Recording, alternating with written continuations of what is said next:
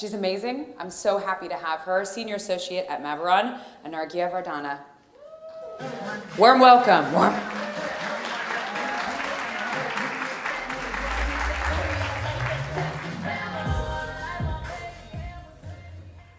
Good morning, Portland. I'm so happy to be here speaking with all of you today. As Paige mentioned, I am a local. I grew up here, went to Jesuit High School, and have been living in the Bay Area for 10 years now. I'm a VC at Maveron. We're a consumer-only venture capital firm, really hyper-focused on finding the next big breakout consumer tech brands of tomorrow. So happy to be here with you today and talking a little bit about frontier tech and what that means for the consumer space, what that means in the investing sphere, what that means for companies and entrepreneurs building companies in that space, and what that can mean for all of you and for me as regular consumers and users of these technologies. So the first thing is, what is frontier tech? CB Insights coined the term about a year ago, and really frontier tech is referencing cutting-edge, innovative technology that's really pushing the boundaries of what was once possible. So every generation, every era is going to have its own version of what is frontier. A decade ago, the internet was frontier, and every time we're going to see new technologies and say this is new, this is cutting edge. But CB Insights coined it in a very specific way, looking at a couple very specific verticals. So those are things like virtual reality, augmented reality, 3D printing, drones, space technology, and other things also can fall into that, such as artificial intelligence and artificial intelligence systems.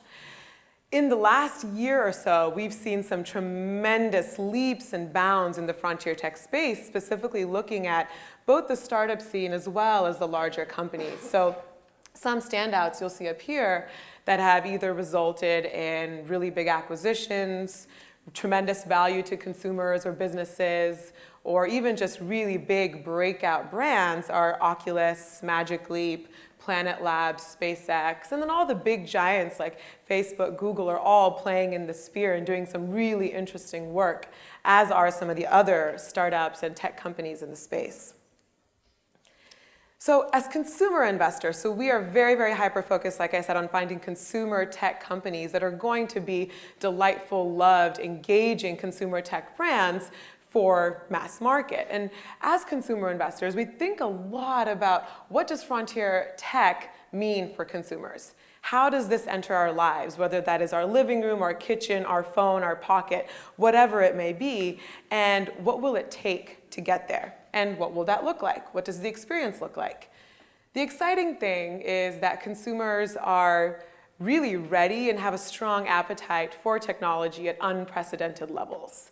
I've seen just massive shifts in my own family where my mom was on landline and desktop to in the past couple years being addicted to her phone, where I'm like, can you pay attention to me? You're on your phone. And we've seen tremendous change in how people use technology and expect to use technology. That also means that people are more skeptical of it. They have higher expectations. If something crashes, people don't like that. But we also are better and better at using it and also are better at working around any bugs or any system failures. And we continue to get better at that.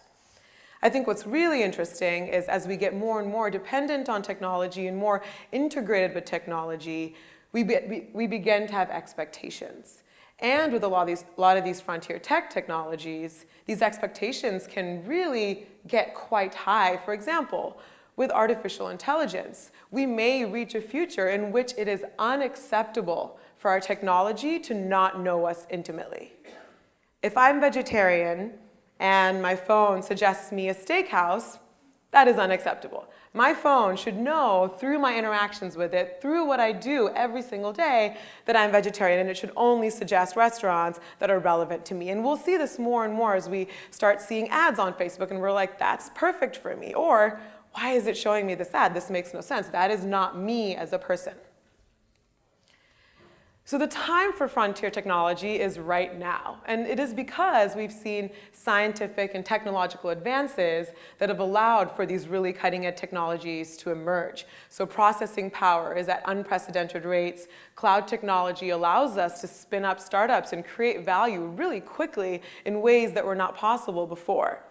We have computers in our pocket They're powerful, we use them for everything, and they can do some amazing things and will continue to do amazing things. And like I mentioned before, consumers have an unprecedented access and appetite to technology and information and want to keep learning and using. So this chart is interesting to me because if I had said 5, 10 years ago that a company like Amazon would beat a company like Bose when it comes to speakers, people would have said I was crazy. Amazon doesn't make speakers. Why? How would they ever beat a company like Bose or Logitech or any of these other speaker companies up there? But what's really, really exciting is Amazon has launched a speaker, the Amazon Echo. I'm sure some of you have it. You can talk to your buddy Alexa. And this device has, over the last couple years, really taken charge and outbeat all of these other companies. And this is a smart speaker. This is a device you can talk to, you can engage with.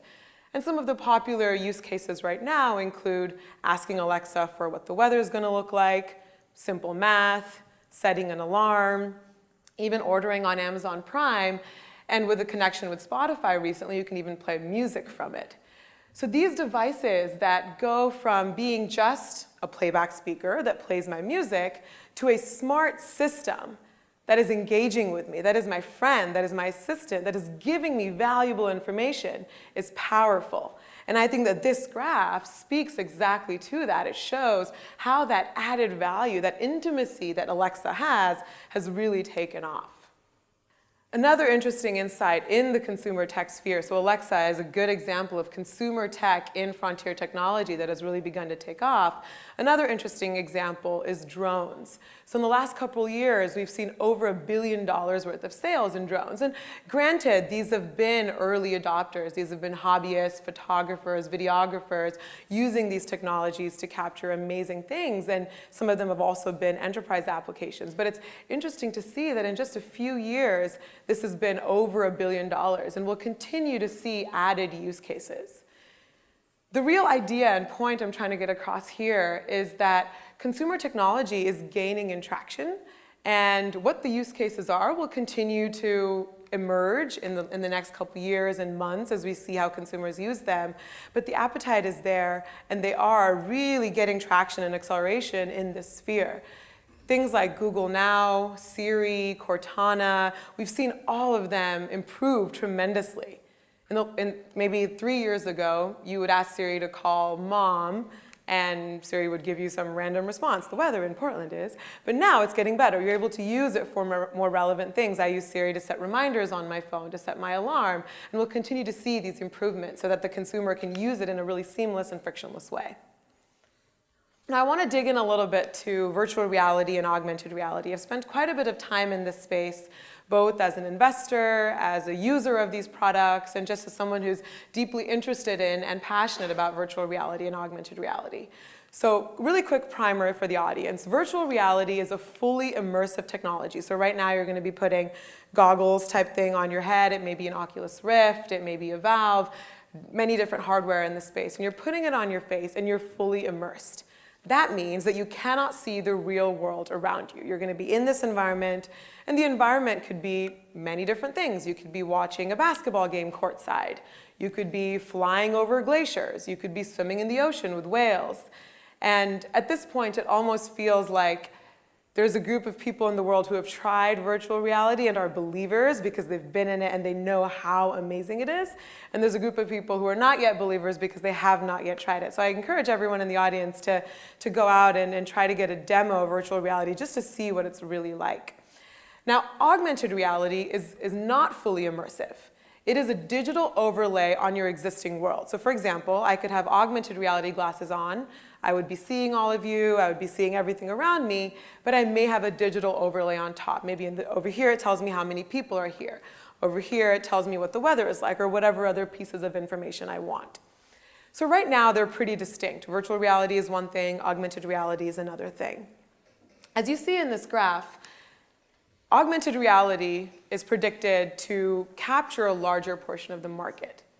And I agree with this because I think that in our day-to-day lives, we do want to see the regular world. We want to interact with the people around us, the roads, the buildings, the office space, whatever it is. But we do also want to see a digital overlay. We're already doing this, right? You'll be walking down the street and you want to go to an Italian restaurant, you whip out your phone, you figure out on Yelp what's the best Italian restaurant to go to, read the reviews, you find directions, you go there, maybe you post on Facebook that you were there. This is a digital overlay on your existing life. With augmented reality, it's just more integrated. So you're walking, you don't have to pull out your phone. Maybe it shows reviews over the restaurants. Maybe you can easily tap or talk to it and check in there. I think that augmented reality and virtual reality will continue to have very distinct use cases. There will be times when you want to be fully immersed. But there will also be times when you don't want to be immersed and you want to see the world around you. So both will continue to exist. And as we think about consumer adoption specifically in this sphere, there's a lot of things that investors think about, that entrepreneurs think about. One that I particularly think about a lot is, what is the daily consumer experience? It's still largely unclear. For example, I invest in virtual reality, I have a virtual reality headset at home, but I don't go do it every single day because there's just not a lot for me to do that I want to do every single day. I've done a ton of demos. So the question of what is the content that's going to capture our attention, our hearts, and really delight us on a day-to-day basis? Maybe we watch our favorite TV shows in VR. Maybe we go learn how to play the piano in VR. Maybe we do talking with our friends and relatives who live across the world in VR. It's still unclear, but what's exciting and what's a really great opportunity for a lot of entrepreneurs in the audience and content creators is that the question is unknown. So there's a lot of opportunity to figure what the answers are and really build and grow in this space. Now, the VR ecosystem is actually quite awesome right now. In the last just 2 years since I did my first VR demo, I've seen a ton of companies, both big and large, enter the space. So there's companies in the hardware space, there's software, there's inputs, there's actual content creation, and there's platforms. So all of these people are coming together, and some are doing more than one thing, but they're really coming together to create this new medium, this new platform, and a new way for us to communicate, interact, work. And I think I'm really bullish on this being a next big technology that we'll use in ubiquity. And I think many other folks in the investment sphere as well as in the entrepreneurial sphere are also quite excited about it. In terms of the big companies, I have a couple logos up here and definitely missing some, but all of these folks are really putting their stake in the ground when it comes to frontier tech. Everyone wants to play, and that can be whether it's virtual reality, augmented reality, artificial intelligence, drones, 3D printing, you name it. People are making headway in this space and are interested. And they're doing it in multiple ways. Some of them are acquiring startups. We saw a recent acquisition of Cruise, the autonomous driving software by General Motors, for a couple $2 billion. And we've seen other big acquisitions like Oculus. And then some companies are building it themselves, developing groups, whether it's a robotics group, autonomous vehicle group. And all of these folks are thinking about how they can play a role in this. And I think as an investor, when we think about the ecosystem and startups emerging in the sphere as well as these big companies, we will probably see changes in the structure of these big companies. Facebook is largely known as a social company right now. But with the announcement of Facebook Messenger being an artificial intelligence assistant and the growth in that technology, maybe Facebook will be something else, who knows? Google is largely known as a search engine, but maybe Google will also be an autonomous vehicle company. And it's interesting to think about these different companies restructuring their organizations, their business models, and their ways of approaching the world in order to really be at the cutting edge of what consumers are using, doing, and wanting. Other companies that will also certainly play a role that I don't have the logos on are Netflix. Netflix is really well primed to be the place for virtual reality content. Uber is already thinking about and playing around with autonomous vehicle services. So other people in the sphere are also really thinking about how to make a big impact here. So in terms of investing in frontier technology, my firm, we look at both seed and Series A range companies. So we're core Series A investors, but we do a lot of seed investments to get there, to really get to know the team and understand how they execute and how they build a company. So in terms of looking at frontier tech, as you can see up here, quite a bit of money has started to go to these startups. So in 2014, we saw a little over $3 billion. Early 2015, almost $2.5 billion already. And 2016 is off to an interesting start, but still lots of money flowing into these frontier tech spheres. And Cruise was a really interesting acquisition early this year. Now, in terms of looking at what the companies are bringing to the table, there's a couple different criteria, and many of the criteria is similar to what we look at for other investment opportunities. But with frontier tech, it's new. Sometimes there's no users for it. Sometimes there's not going to be users for it for quite a while. So one thing we definitely look at very strongly is the founding team. Who's building this? Why are they the right people to build this? What is it about their experience or their connections? What unfair advantage do they have to really make this a success? And most importantly, it's going to be tough to build. They're going to have to make pivots. They're going to have to figure out different business models. They may have to change a little bit. Do they have the perseverance, the tenacity to really build this company and make it great? We also consider the timeline. So we look at, if you're building a virtual reality company, for example, how many headsets are going to be out and about in the market in the next year? What does that mean for this virtual reality startup? Are they going to get traction this year? Maybe. Next year? Maybe. We'll see. We also look at proprietary technology. A lot of this frontier tech stuff is scientific and technological advancements. Do you have a PhD in what you're working on? Do you have some kind of intellectual property? Do you have some differentiation that prevents someone else from doing it or that makes you very uniquely qualified in your technology the best in the space? And the interesting thing about startups in general is that most of them end in mergers and acquisitions, but in the frontier tech sphere, we're already seeing a lot of amazing companies getting scooped up. Oculus is a great example, Cruise is a great example, and IBM has acquired a ton of artificial intelligence companies already to really build out their Watson team and group. So we'll continue to see that. And from an investment perspective, for the entrepreneurs and founders out there, really important to know, get a sense of what the fund you're pitching, what the fund size looks like, what their desired outcomes are, how big is the fund. For some funds, an early $200, $300 million acquisition is fantastic. For some funds, it's not. It doesn't really move the needle for them, depending on the check size. So really figuring out that, asking those questions is important as you continue to pitch and grow in this space. So finally, just want to leave you with a couple thoughts, high level in terms of frontier tech, investing in the space, building in the space. It's early, it's really, really exciting. For me personally, I think it's extremely important that people from really diverse backgrounds as well as diverse skill sets play a role. For example, in virtual reality, a lot of the design paradigms are not yet fully defined. And virtual reality has physiological effects. You can get sick from it.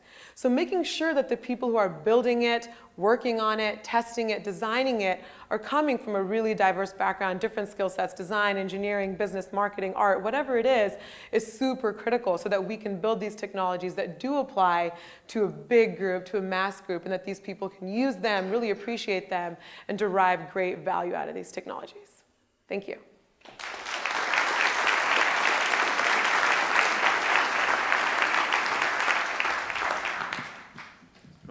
Microphone here. There we go. Hey everybody, my name's Peter Lund. I chair the Oregon Games organization. We do video games and VR and all sorts of fun things. Anarghya, that was fantastic. Thanks so much. And oh, you already have water. I have water. Fantastic. So to start out, I think a lot of us in the development community are seeing the same trends that you lined out in your talk. But one thing that I've noticed being a developer in Oregon and that many of us notice is that the investment community here isn't really comfortable with frontier technology at this point in time. A lot of the early stage investments are happening in the Valley, in Los Angeles.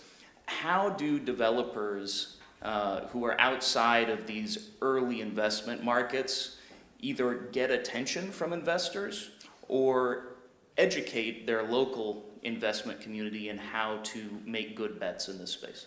Yeah, that's a great question. I think one big part of it is really continuing to build the community. I've seen a great community grow in the Valley and also in Seattle actually over the last 2 years or so around frontier tech. And Silicon Valley VR is a meetup, and it's the biggest VR meetup, and now they run a big annual conference, and it's great to see entrepreneurs, engineers, developers, builders kind of coming in from all over the country to attend that, to meet people and to really build those relationships early. And I think that there is also a lot of opportunity to get funding and build the investment relationships in the Valley and up and down the coast, wherever it may be. I think to answer the second part of your question in terms of how to get existing investors really comfortable. A lot of it, and this is the same for any startup, is about storytelling. And really being able to tell that linear story as to what we're building, where we're headed, why we're building it, what the big vision looks like, and getting them on board in terms of buying into that company. And I think the question a lot of investors have is, how long is this going to take, right? Are you building this now for 15 years later, someone will finally use it in their living room, or will they use it next year in the next 5 years? So one question I ask entrepreneurs in this space is, are you going to drive consumer usage, or are you going to sit around the hoop waiting for consumers to come to you? And if an entrepreneur is able to answer to the former, that's really compelling. They're able to say, I'm going to drive consumer usage because here's my customer acquisition strategy. Here's why people are going to want to use this. Here's why people are going to make this behavioral technological change in their life to get there. That's fantastic. So if the developers are driving user acquisition, there's a little bit of a chicken and egg problem here, right? We don't have market penetration for a lot of the hardware that we're talking about now. It is a compelling argument to you for a developer to say, we have come up with this fantastic new app, and even though we're not quite sure which platforms are going to perform very well and how many units are going to be sold or how the manufacturing pipeline is going to serve the need, you're willing to give them a pass on that as long as you think the solution that they're offering has legs and is going to be compelling to a user down the line.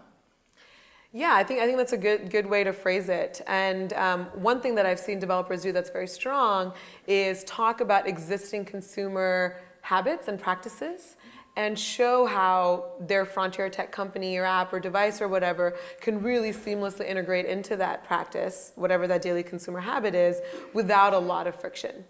So it could be that you're already watching this or you're already talking to these people. Why not really easily whip out your phone and you're able to put it in a cardboard and have a better experience in a really easy way? I think what's challenging is looking at drastic change in consumer behavior and then figuring out how to drive that. And some people can certainly do it, and they will, and I'm excited to see that. But that also takes a very specific type of consumer DNA to be able to build that. So you probably get more pitches and get to see more interesting things than most of us here in the room. And I know when we're talking about developing for AR specifically, there's this feeling of magic. I mean, it takes you back to when you were a kid and you could imagine, shooting a laser beam out of your finger as you were on a road trip and slicing fence posts off and all of that good stuff. I'm wondering, since we don't know exactly how people are going to use these technologies and specifically the controls, there's no standardization in how we control these things. What do you think, or what do you, from your experience, feel that the most compelling answer to some of these questions are? Can you give us a glimpse into what you think we're going to be doing in 2 or 3 years? Yeah, I'm excited to find out as well. But I think what's exciting about seeing a lot of these pitches and meeting a lot of these founders is you get little snippets of glimpse into the future. And I took recently my first ride in a Tesla that has pretty strong autonomous technology in it, and it blew my mind. I was sitting there and the car just knew when to brake, it changed lanes, we entered the address and it just went. And that's crazy. And I think that there will be a future where maybe my grandkids think it's insane that their grandma drove a car. They will think that's crazy. They're like, you drove one of those things? And I'll be the coolest grandma because I know how to operate that. But we're seeing these glimpses, right? And I had a friend's son who was 3 or 4 years old. He went to a magazine and he went like this and he was wondering why it wasn't moving or getting bigger. And we'll continue to see stuff like that too with the younger generations. And so I think the question is great in terms of what will we do with this. I think really high level the answer is we'll continue to do what we do, just in slightly different ways. We'll continue to interact with each other. We'll continue to build relationships. We'll continue to work and have productive lives. We'll continue to shop, entertain, whatever it may be. We'll do these things. We'll do them in different ways. We'll also have a lot of it be automated. Maybe there is a future in which my Subway sandwich is made by robotic arms. And then we'll just have different ways in which we interact with the people around us if we don't interact with the Subway sandwich artist. So I think it'll just be an addition to what we already do. Fantastic. Well, I know there are some folks out there who've been listening and have some great questions. We have mics on both sides of the theater. Anybody got a question? Hi. So one of the most thrilling things I've heard from these VR presentations is the idea of potentially learning skills, like learning how to play a piano with VR. Mm-hmm. But as a musician, I feel like there's so much stuff that's related to feel, like kind of the haptic sense of what the wood or the strings feels like. What are some technologies that are starting to address that? Yeah, that's a great question. Input, actually, taking one step back from what you're asking, input is a really interesting problem and challenge in VR, and a lot of people are figuring out what is the best input. So some of that could be a very traditional gaming handheld device that you do with your Xbox or something. I am not a gamer, I don't know how to play games, and so this input is really difficult for me, and I have no idea what the A, the B, the joys, all of that stuff means. Other inputs have been like one for each of your hands, and you're actually moving and controlling. Other things have also been your entire body is the input in the controller, and you're being tracked by another device. I think what you said about music and being able to play and feel the vibrations and the actual texture is super important, and we'll see potentially inputs that are your regular piano. Maybe you're putting your VR headset on and you're sitting in front of your piano, and in the VR headset is your teacher who lives across the country or who is some famous musician in Europe or whatever, and they're there with you. You feel the presence of being in a room with them.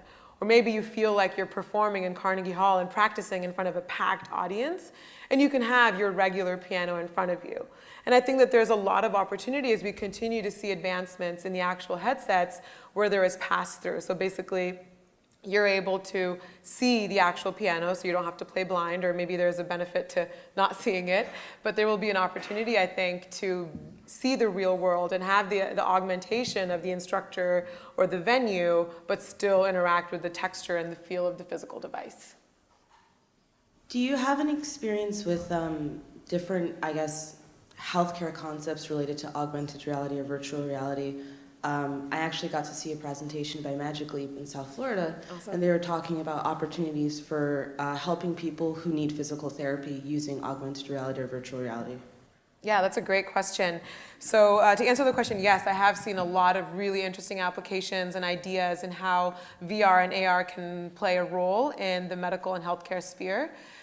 Some examples include a company called Sios, which is based out of Spain, and they're helping people overcome their fears in a virtual reality environment. So maybe you have a fear of public speaking, so you could put on the headset, you could simulate a crowded audience, or you could simulate whatever you wanted to and practice. If you had a fear of spiders, you could be in a virtual environment and have spiders, which would be terrifying, but would also maybe help you get over your fear. So I think that's a really interesting application, and I know that some psychiatrists and psychologists and therapists are already using it in their clinics to help their patients. Other things I've seen in the medical healthcare training sphere is being able to put on an augmented reality device and have a physical dummy, like a real dummy in front of you, but see in augmented reality different organs and different ailments so that you can actually practice, take out this part of the intestine or identify this part of the heart or whatever. So I think we'll continue to see a lot of application both in training as well as in helping and supporting patients. I did see something similar in the physical therapy sphere with augmented reality, and it was where users can have these glasses on and they can do a lot of the physical therapy on their own at home because the device is telling them exactly, like, pick up your knee to this many degrees, and they'll see like a digital overlay. So they'll be able to do this and pick it up at the perfect degree and enable their healing at a much more rapid pace. Fantastic. Well, thank you all for your questions, and thank you for a fantastic Thank you. speech.